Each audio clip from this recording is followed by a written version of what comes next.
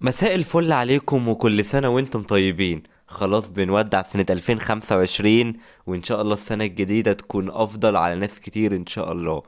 انا بالنسبة لي السنة دي كانت كثيفة جدا على مستوى عدد الافلام. اتفرجت فيها على حوالي 80 فيلم انجليش، وده رقم كبير بالنسبة لي الصراحة. واخترت منهم 16 فيلم، 6 هيبقوا honorable mentions، وطبعا 10 في التوب 10 اساسي بالنسبة لنا. نبدأ مع الأونوربل منشن. فيلم روف مان عن شخص سرق أكتر من 45 فرع ماكدونالدز. هتتفرج بقى على دراما كوميديا وخط رومانسي رائع وتمثيل من تشانينج تيتم وكريستيان دانست. ففيلم بالنسبة لي في قمة المتعة. فرانكنستاين أفضل اقتباس شفته عن القصة اللي شفناها كتير، مع تجربة بصرية ساحرة. The Life of Chuck فيلم جميل عن مفهوم الحياة. The Assessment فيلم صادم وسوداوي وفضل في دماغي فترة طويلة بعد ما خلصت. فيلم ليت شيفت فيلم مهم جدا نتفرج عليه علشان نعرف مشكلة مهمة، وهي نقص عدد الممرضين في العالم والضغط النفسي والجسدي اللي بيكون على الطقم اللي شغال. اما اخر فيلمين قبل ما ندخل على التوب 10، هما اخر فيلمين اتفرجت عليهم وختمت بيهم السنة. هامنت دراما شكسبيرية فيها عياط وعاطفة وبيكلمك عن معنى الفقدان، وانا بالنسبه لي جيسي بوكلي وبول ميسكال من افضل اداءات السنه في رايي.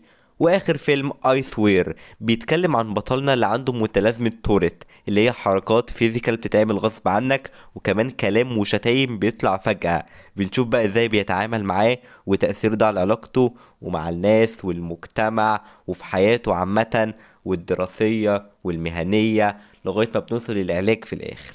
وبينا دلوقتي على التوب 10. المركز العاشر فيلم زوتوبيا 2، افضل فيلم انيميشن شفته سينما السنه دي. فكره اصلا ان الجزء الاول اللي كان عظيم تعمل منه جزء تاني ويتفوق على الاول، وتخليني كمان انا عايز اشوف اجزاء تانية من عالم زوتروبوليس، ده انجاز رائع بالنسبه لي. المركز التاسع فيلم برينج هير باك. ده بقى يا جماعه فعلا فيلم رعب مؤذي نفسيا وصعب في المشاهده، ويخليك تفكر في ابعاده وتبقى متضايق لما تخلصه، اللي هو ايه اللي انا شفته ده.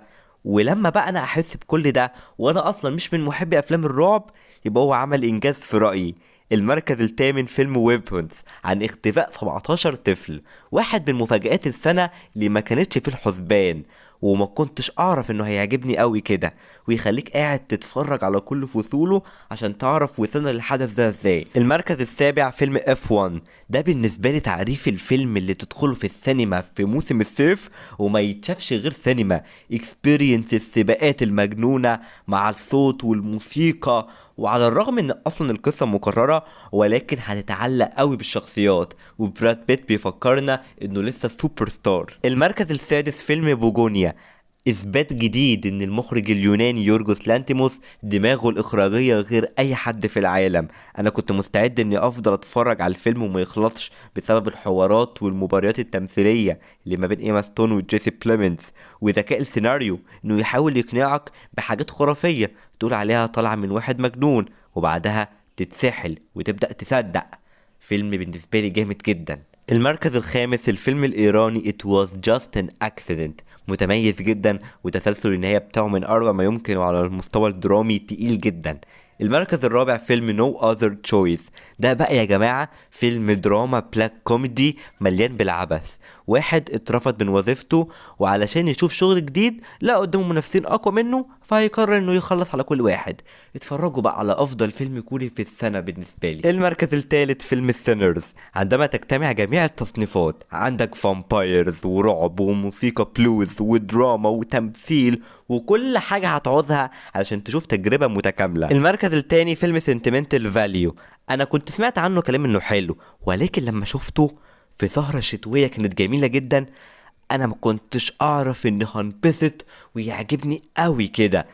انا بحب افلام الدراما الهاديه، وبيتكلم عن تفكك اسري وازاي الاب بيدرك خطوره ده بعد وقت طويل.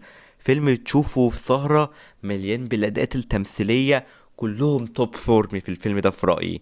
اما المركز الاول وافضل فيلم في السنه في رايي One Battle After Another. مش هكدب عليكم، انا كنت متوقع كده. ليوناردو دي كابريو مع مخرج زي بول توماس اندرسون، ما ينفعش يقدموا لنا حاجه اقل من كده. فيلم سياسي درامي كوميدي عظيم، وامتع فيلم دخلته في السينما السنه دي.